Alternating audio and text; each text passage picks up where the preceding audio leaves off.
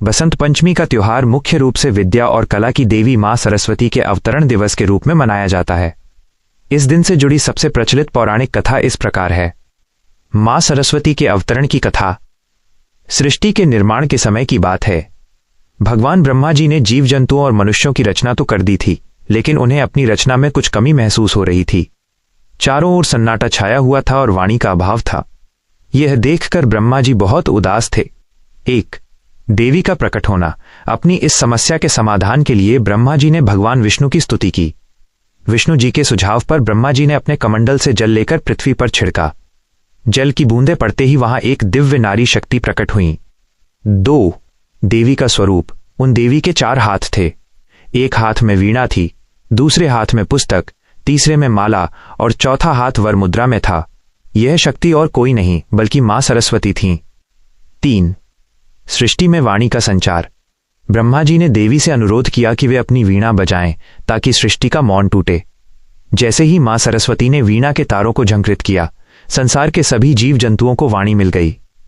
हवाओं में सरसराहट, जल में कलकल और पक्षियों में चहचहाहट आ गई। मनुष्यों को बोलने और समझने की शक्ति, बुद्धि प्राप्त हुई।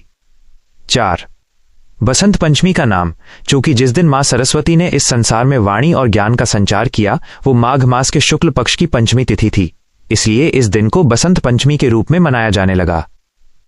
एक अन्य कथा कामदेव और शिवजी। कुछ पुराणों में एक और कथा मिलती है।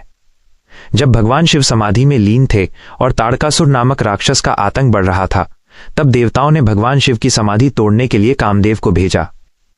कामदेव ने बाण चलाकर शिवजी का ध्यान तोड़ने की कोशिश की। शिवजी ने क्रोध में अपना तीसरा नेत्र खोला और कामदेव भस्म हो गए। कामदेव की पत्नी रति के विलाप करने पर शिवजी ने उन्हें द्वापर युग में पुनः कृष्ण पुत्र प्रद्युम्न के रूप में जन्म लेने का वरदान दिया। ये घटना भी बसंत पंचमी के दिन मानी जाती है, इसलिए इस दिन को मदनोत्सव के रूप में भी मनाया जाता है। बसंत पंचमी का महत्व। पीला रंग। इस दिन पीले रंग का विशेष महत्व है क्योंकि यह बसंत स्प्रिंग के आगमन का प्रतीक है। सरसों के खेत पीले फूलों से लद जाते हैं। लोग पीले वस्त्र पहनते हैं और सरस्वती मां को पीले फूल और पीले चावल, मीठे चावल का भोग लगाते हैं। शिक्षा का आरंभ।